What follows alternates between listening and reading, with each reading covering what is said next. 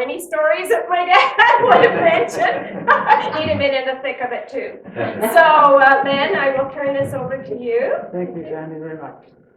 I hope you can all hear us up here when we lost our microphone, so. I'm going to ask people to move right up to the front. The whole front row is empty. I'm alone up here. And please move up. I can't get any closer. If I do, I can't get them.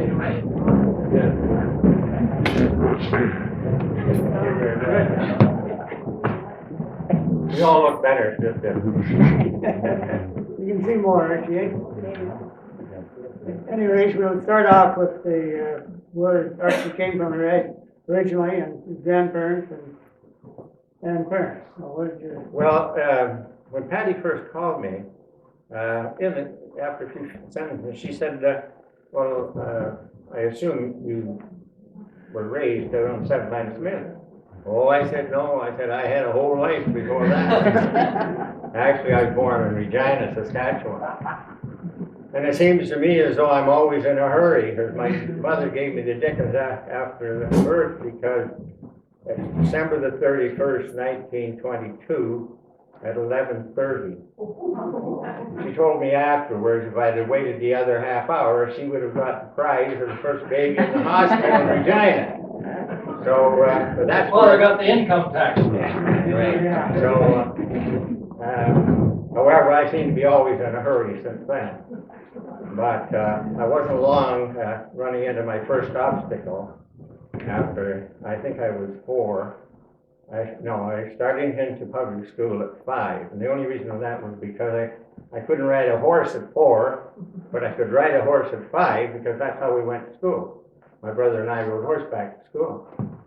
And I do remember that first day, and there was a fellow by the name of Gavin was running around the schoolyard with a whistle. I just had to have that whistle. I had to blow. So I chased him around, but finally I blew on the whistle. In a week's time, I took sick. That was the time in the West when diphtheria swept the West. And I not only had diphtheria, but I had black diphtheria, which was the worst variety at that time. But anyway, I survived, and I can still.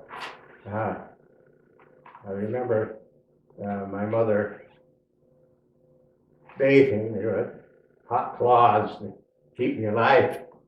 I guess I was pretty close to death. But anyway, things looked up from there. And we had this farm out in the West, and of course we ran into the dirty 30s, or the dirty 30s started long before 30. They were in the mid-20s, and things were very, very tough. And one of the stories that comes out of that is Dad had a farm and had a lot of wheat and so forth, and piled up. And I don't think there was a colder job any place than riding horseback on the prairies, keeping the cattle out of the piles of wheat that were out. There was no fences or anything. But that was one mighty cold job. But anyway, we survived that, and when I got over having the diphtheria and so forth, things got better for me, but worse for my parents, and we had to leave the West. I remember we used to get boxes of clothes and so forth, and of course Dad and Mom always said that Grandma sent them out, but it was relief as far as it was. But we appreciate it. We didn't know any better. I mean, we thought it was pretty. And at Christmas time is always a historic time, any time in your life. But at Christmas time, we were allowed to go down into the basement and choose one pear, one apple, or one plum, and that was our Christmas card. And they were always, I can remember, not the plum and the apple and that so much, as they were all wrapped in pink tissue paper. I don't know why I remember it. They came from the Okanagan Valley, of course, and they wrapped everything in tissue paper. But anyway, of course, we eventually got wiped out, and everything we had in the world was loaded in an old whippet car. We 3 kids. Matter of fact, my pride and joy is at the back of the room there right now. Hi, Bill. And, so we came east. We had no place else to go but to Grandma Stewart. She was still alive in Peterborough. And we stayed there for a little while, and then eventually I was just telling Bill's friend back there, the farm that she's on now, the first cousin of mine, Ira Gardner, owned that farm. And he got in touch with Dad somehow or other and said, Dad, there's a farm over here that you might be interested in. And that's really how we ended up on the 7th line of Smith. And I went to high school here in Lakefield, as you see in the pictures. That was a great time in my life. We had a lot of good friends. The boys came in from Duro, and we were all one big happy family. When I graduated from there, I was quite fortunate. A fellow named George Tanner, whose father was the druggist here at that time, I'd been working in GE as a draftsman. And he said, come on with me. He said, I'll introduce you to Frank Boness, who was the head draftsman at that time. So, lo and behold, I got a job. And it wasn't too long after that, of course, until it was approaching wartime. And like all the other young bucks, I wanted to get in the mix. But we were working on aircraft instrument at that time in GE, and even although there was 4 of us that come around together, Walter Dunford, who was on some of the committees in Peterborough for a long time, was one of them. Anyway, every time we went up to the Y to enlist, of course, they wouldn't take us because we were on classified work, so they wouldn't let us go. But then coming on in 43, they finally decided they needed some more help. What had happened, they had a bad fire in Naval Headquarters in Ottawa, and at that time, radar was just coming in. And we were given the job of preparing the drawings to send down to Halifax to equip the ships that come in at that time. Some of the older people here will remember the ships, troop ships, supply ships, everything were going down and down. So the Germans were sinking a lot of stuff. So they wouldn't let a ship out of the harbor until it was equipped with radar. So that was, I guess, part of our contribution to the war effort. We didn't like it, of course. We wanted to get to sea and see the world, but I only made it as far as Ottawa. But after we got out of when the war got over, came back to Lakefield, of course. I went back to GE for a little while, but I could tell I didn't think I wanted to spend the rest of my life staring at a drafting board. I was always up to something, so at noontime when the rest of the guys sit around and eat their lunch, I had an old Ford car with a rumble seat in it. I'd go up to Ernie Braun's up at the north end of Peterborough and buy half a dozen bags of potatoes, take them down to the south end of Peterborough and sell them for 25 cents more. Yeah. So, but anyway, we eventually decided, at that time there was another hardware store, and Frank Erskine owned the other hardware store in Lakefield. And we were trying to find something, quite frankly, that in a small town, you don't like stepping on somebody else's toes. Leonard were in the business down there. That was before Bob was in the business. We thought, well, what can we do that would be a contribution to the town but wouldn't be offensive to other people? And so I called on Frank Erskine. He was very helpful, as a matter of fact. He said, yeah, I think it's a good idea for you. So we started looking along Front Street, and there were some vacant stores, not very many, but we, Mamie Gross had the little printing shop where she worked in it with Charlie Redpath's father, and they were about ready to quit, so we made a deal to see if we could rent that first store, that first section of that we call it Kawartha Hardware. And I remember when we rented it, the upstairs was vacant too. And our rent was $12.50 for both. $12.50. But so you can see, you probably tell the shape they were in. They were in very bad shape. I can remember night after night, we had like what we call a floor chisel. It was about that wide. We had to chisel the plaster off the brick up in the upstairs because the odor was so bad we had to clean it up. But we did it. We eventually got established in the hardware business, and it was very successful. Everybody was very good to us, and we were there for 17 years. Surprising how time flies. And a lot of things happened when we were on the front street. I remember one time there was a commotion on Front Street, and hunting dogs brought a deer into town. There was the old commercial hotel there, and then next to that was Miller's plumbing shop, and we were just around between. And the dogs brought the deer down through that opening, and Wanamaker had a shoe store right across there. And Where the hobby yeah, shop is today. right. And gosh, the deer was panicked. That went right through the front window and down past some of the old gentlemen that were hanging around in the store at that time, chewing the fat. The deer went down between I them remember that. and went out the back window. And I'll never figure out how that happened because that window was only about that high, but it was long. But the deer went out somehow, got out through that window. And he went down and was laying on the grass in front of what I call Doc Bailey's house, the stone house near the water. So I got involved at that time. I thought, well, I'll go back and get a rope and tie it up because it was bleeding pretty bad.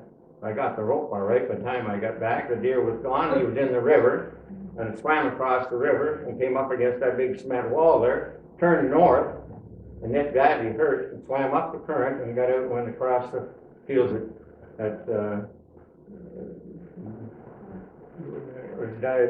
Dane Court. Dane Court, yeah. And George Graham eventually found it out. Yeah. But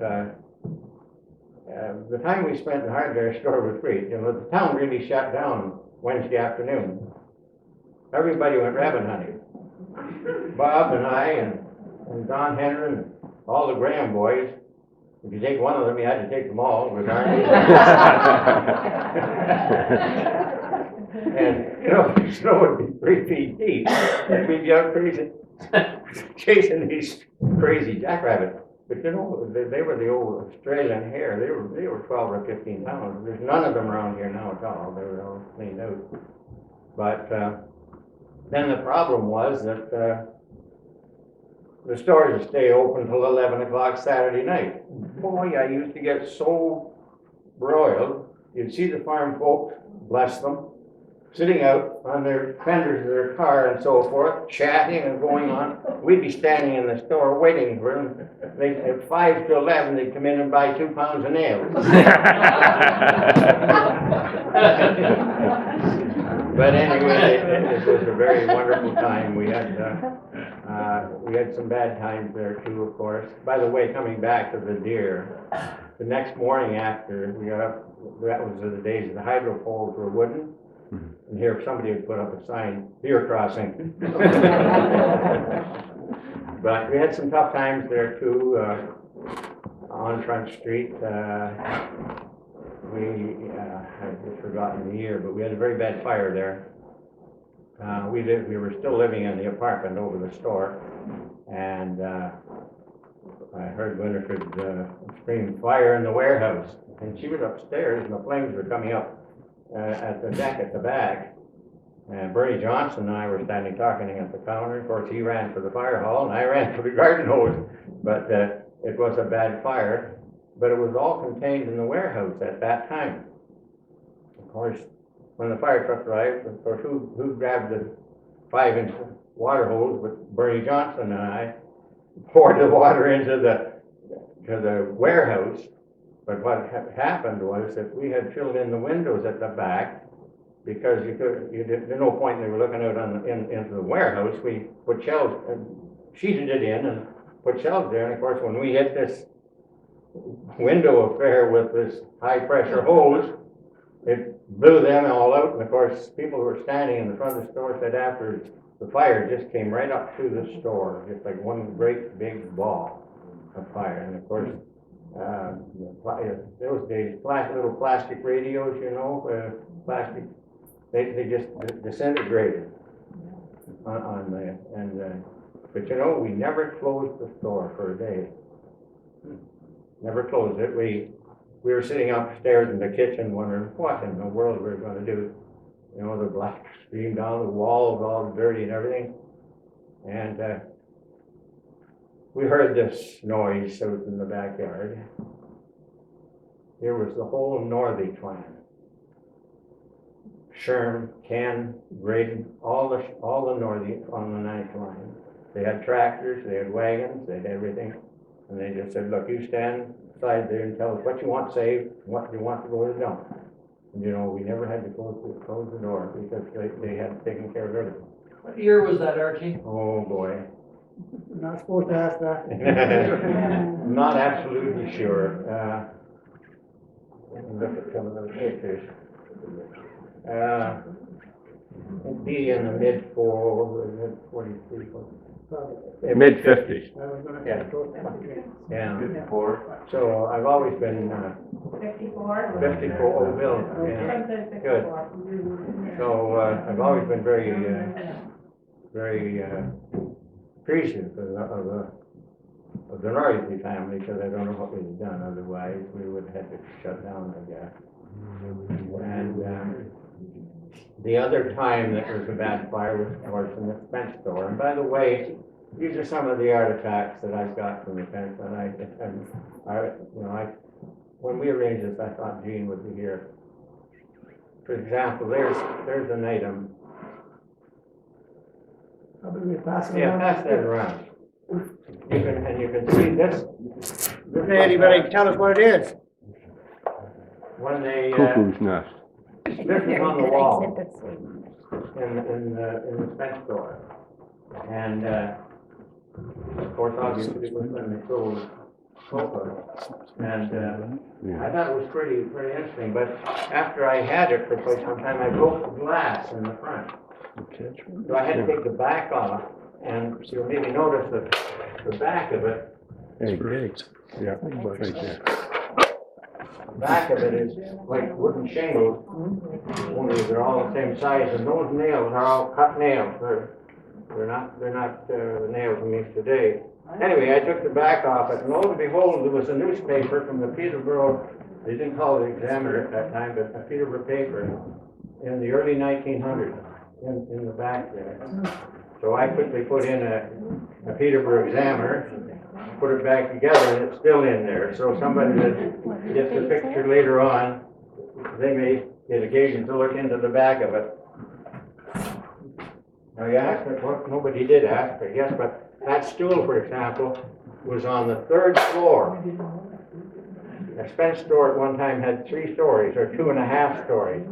And these stools were there, and they had a nice cream parlor.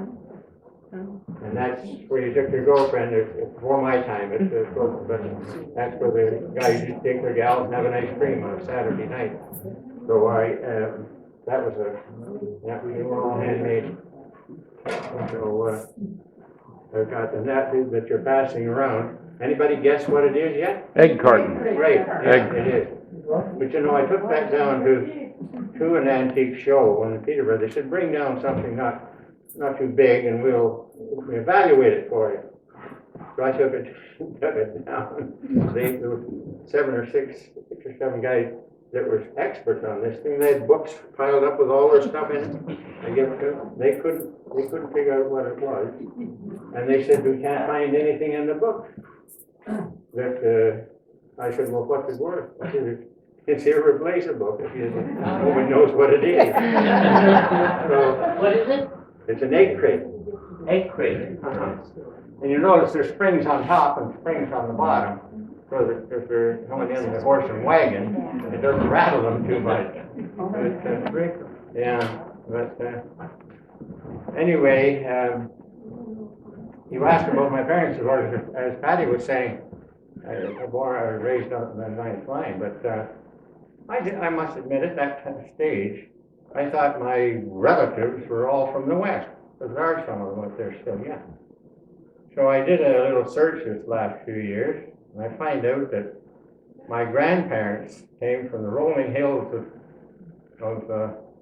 Emily Township, Cabin, up in there. And I was lucky enough to find a map of that whole area where my grandparents, that'd be, were given, like they did at West, they gave them a section of land. And I have a map with his name on it, Merton Stanley Stewart. And, no, I'm sorry, James Harvey Stewart, wasn't it, Bill, on the map?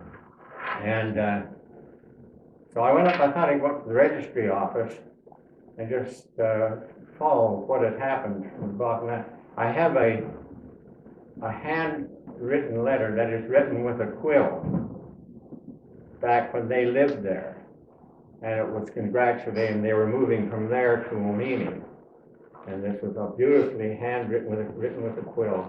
Beautiful writing, where they were saying what a contribution they'd made for the area up there, and Fleetwood, right? It's a little community called Fleetwood. It's no longer there. And so they moved from there to Omini.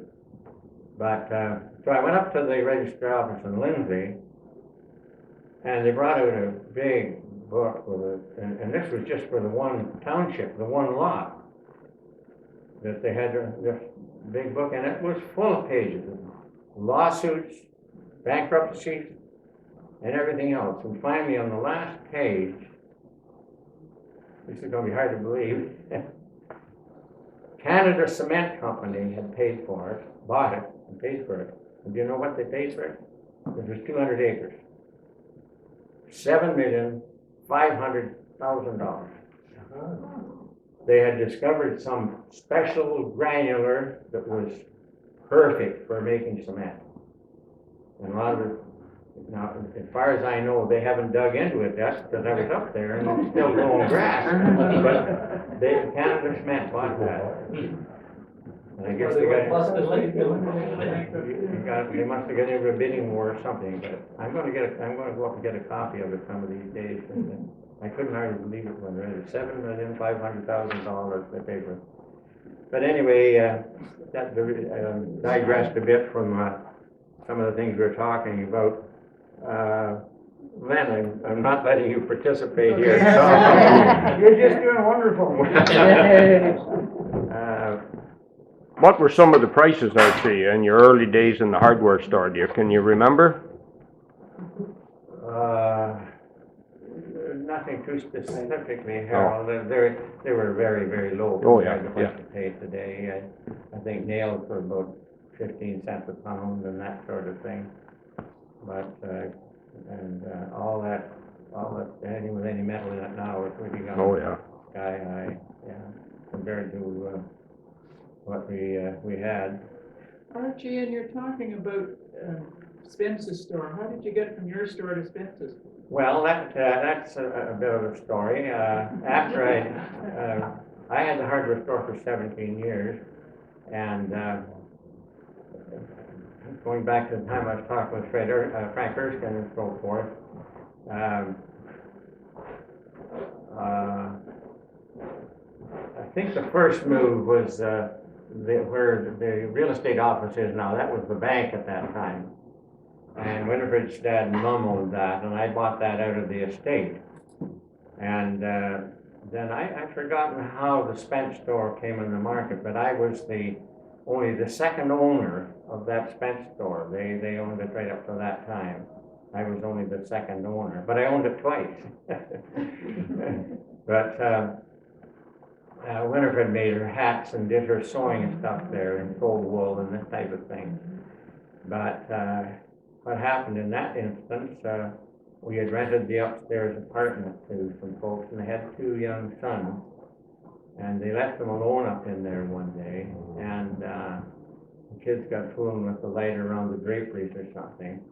Now, again, I was still on the fire department at that time, and we got the one young lad out very quickly, but we couldn't find the other. And, we searched and we just didn't know, but eventually,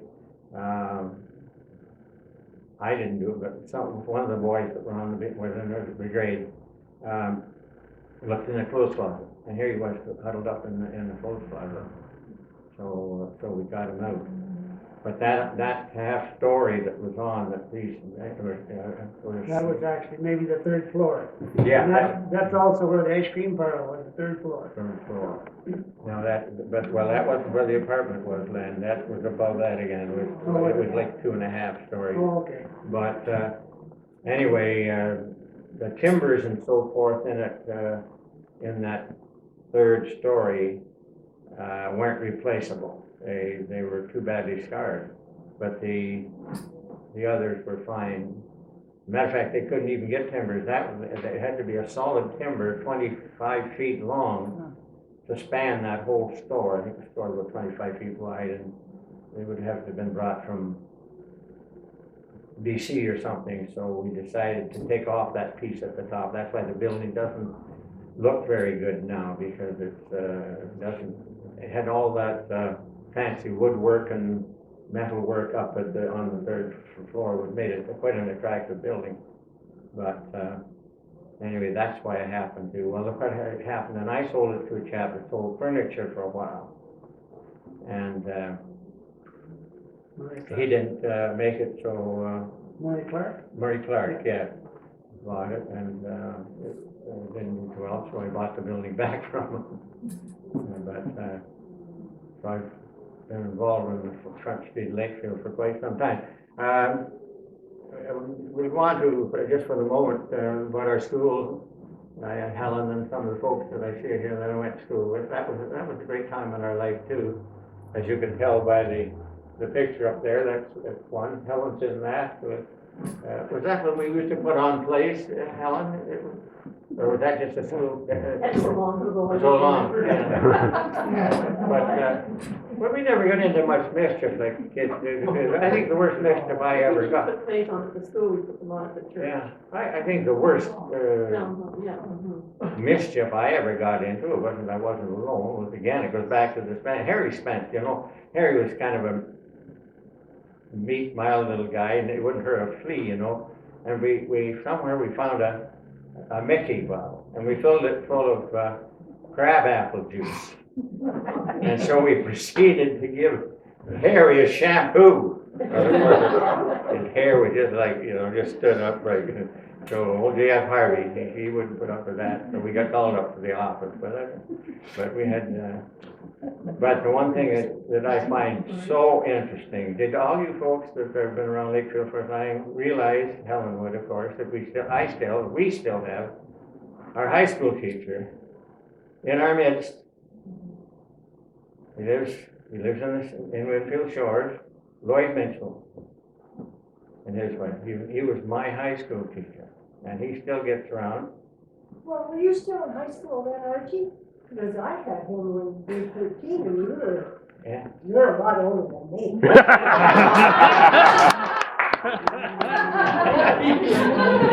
No, Lloyd was our athletic, he looked after, hauled us all around for playing hockey and football and everything, and he, I think it was mathematics he taught. Chemistry. Maybe you guys are right, I wasn't very good at any of them, so it didn't matter. You're thinking of Roman. I beg your pardon? We had him too. Are you thinking of Roman? No. We had Mitchell. Yeah, we had mentioned. Really? Yeah, and I make it a point to call her by in at his house once a day or every other day to see how he's doing. He walks around, he doesn't walk around the block like he used to. He fell over by the arena here and here himself. But it's just great. I think there's a guy that we went to high school with, and he enjoys chatting about the good old times. they want to talk about the church too, Helen, a bit. That's a good subject too. It was her father that he was the minister at the church when I came to Lakefield, and he was one of our best ministers. And but I remember Harry Wanamaker, of course. A lot of you remember Harry Wanamaker. I had never sung. I'd never sung a note. Didn't know how to sing. I was too busy playing football and hockey and so forth, going hunting and all this kind of stuff. But anyway, Harry said, "Come on in the choir." He said, and I said, "I can't sing."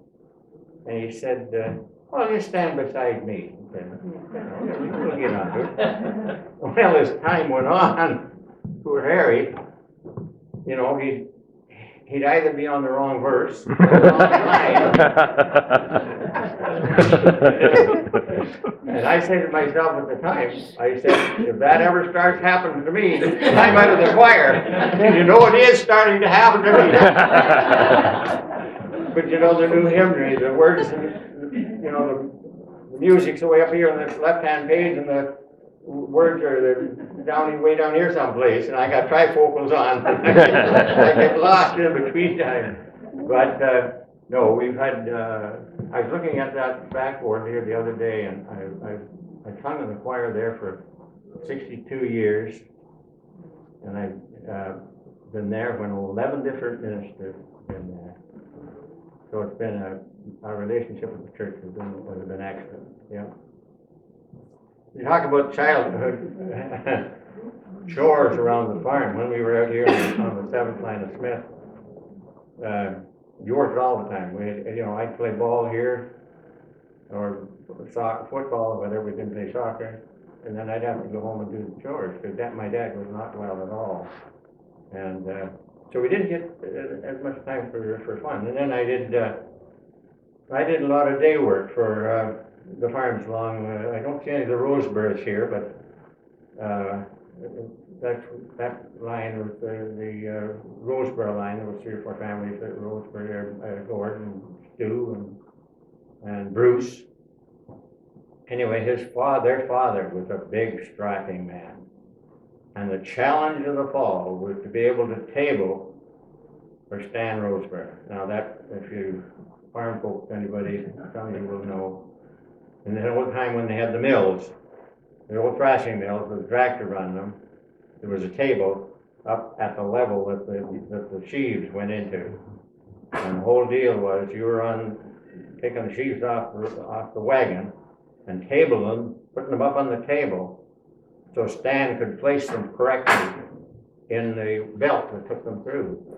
And boy, if you could keep up the Stan, if you could keep up the Stan Rosebury, you were considered a pretty good man.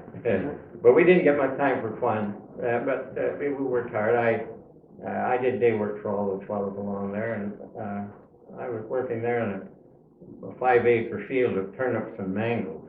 Can you imagine? 5 acres of turnips and mangoes. I was hoeing away, and his car stopped out on the 7th line, walked in the field, and introduced himself, and he said, "You want a job?" I said, "Well, no, I got one here." He said, "What are you getting?" I said, $1 a day. Well, he said, "Look, I'll give you $1 a day." He said, "To come and work for me." He said, "When can you start?" I said, "Well, I'd have to finish this field of mangoes," but I said, "As soon as I get that finished, I'll be out." Well, with a fellow by the name of Willie John Stockdale. I don't think any of the folks here, but Buckhorn area, Willie John Stockdale. And as soon as the people around on the 7th line got word of it, they said, "Oh, you'll never work for him. He's the hardest man in the country to work for." So boy, I went back and I worked, and of course, he was a bit tricky about things, you know. I was pretty green, but his wife, she just treated me, she fed me. They had no kids, and they just fed me, you know, and it was just beautiful. But anyway, the first morning, 4 o'clock, I was going to knock at my door, had to do all the chores first, and then get harnessed and have breakfast, and then go to the field. And on the way out to the field, he said, "Did you ever build a load on the rack?" I said, "Well, no, I haven't. I haven't had that much experience." Well, he said, "You can pitch on then." Just then we went through the gap in the field. It was about 8 or 10 acres of white sweet clover. It had to be 7 feet high when it was cut. And when they raked it up, you took the whole thing. And when you put your fork in it to lift it up, you had to bring the whole thing up. Well, I fought it, and I get it up as high as I could, and then I'm heading in for the barn. He said, did you ever build stack? I said, well, no, I haven't built stack very much. Well, he said, then you can pitch off. Yeah. But I come out of there the best physical shape I've ever been in. I was harder than nails, but anyway, we had a lot of.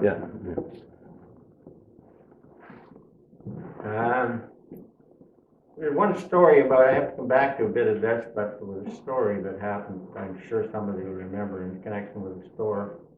As times went on and things were a little bit more prosperous, I decided to put a new front on the store. And Sweeney Graham and I went at it. And we were working away there, and one Saturday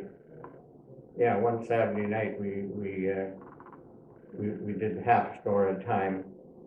When we closed, we put plywood up in the front of it, and there was a steel framework that you put up, and we thought, I'm sure Bev thought we did a very good job on it.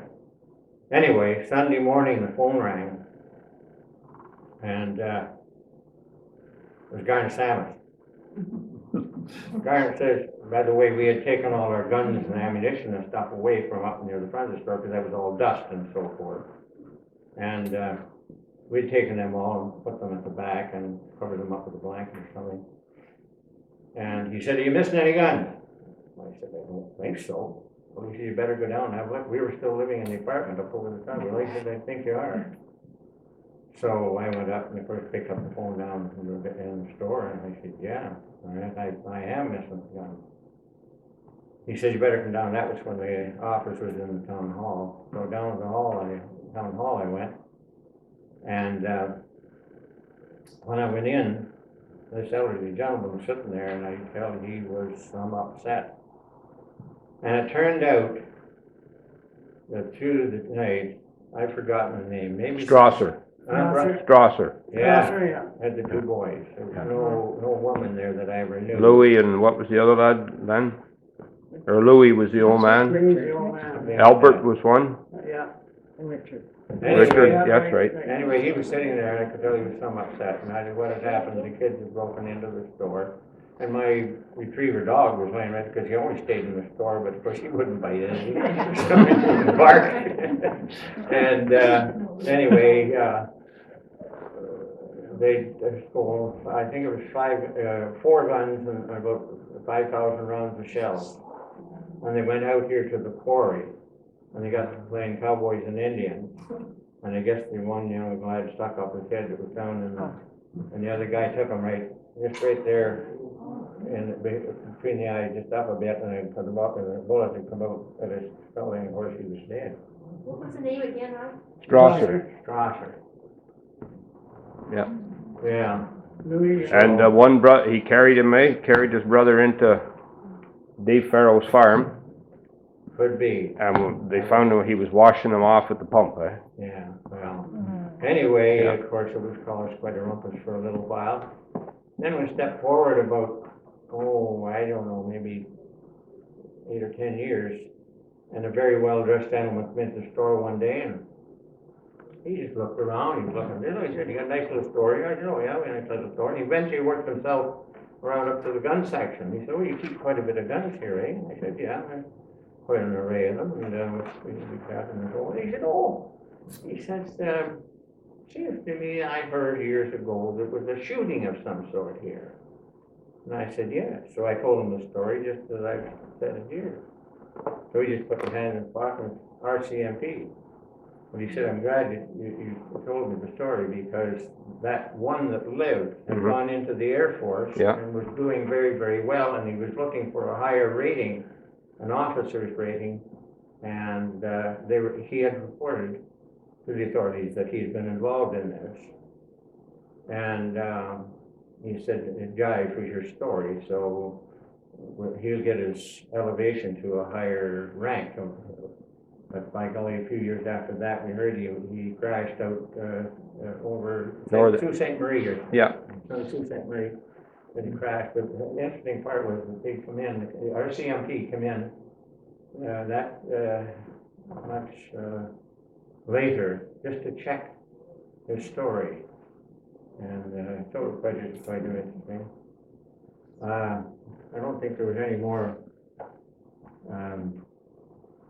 bad things that happened. Tell us about your first car then. Oh, that's about my first car was a motorcycle. Okay. Couldn't afford a car. And again, this was back when I was working in GE. Couldn't afford a car. But I can't remember this day where I got that old motorcycle, but it was an old 32 Harley Davidson motorcycle. And was it noisy? And I, of course, young, foolish, I've seen me come around the corner at the post office, where the post office used to be, and I'd be going so fast that I couldn't get around the corner. I'd get up on the sidewalk and go as far as Andrew's drugstore before I'd get back on the road. But Bill, anyway. are you listening to these stories? He didn't do anything bad. But anyway, I used to drive down to GE with it, and of course, when I first got it, there was silver and everything, so it was no rattle trap, but it ran.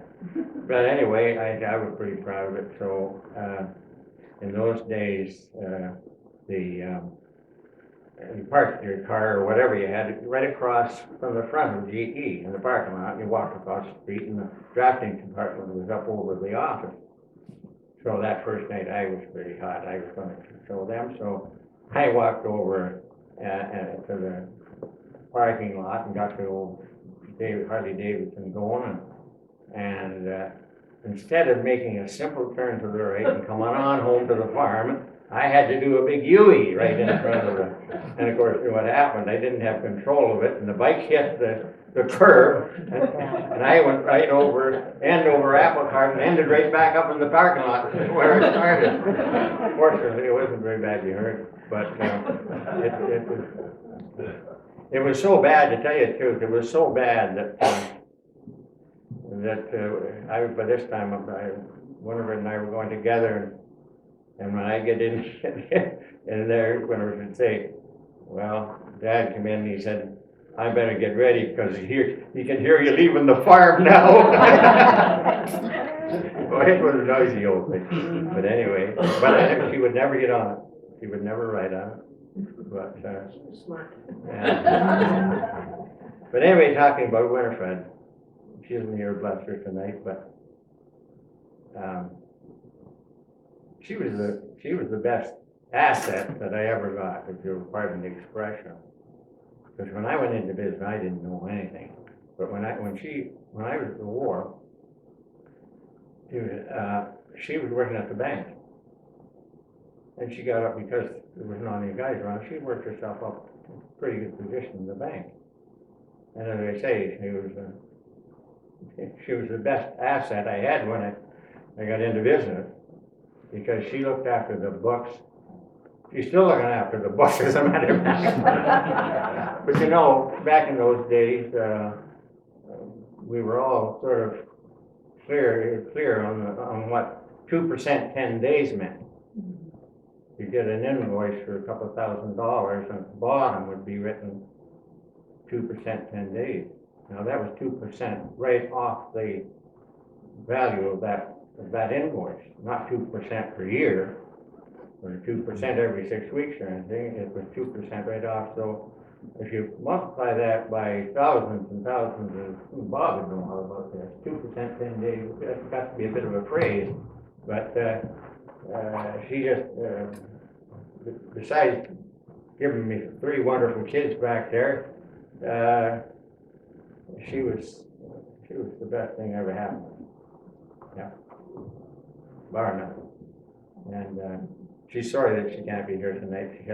She had plans with the girlfriends to.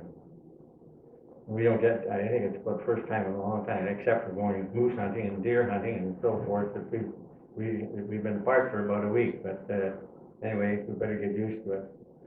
But no, she's really done we have had a wonderful life. We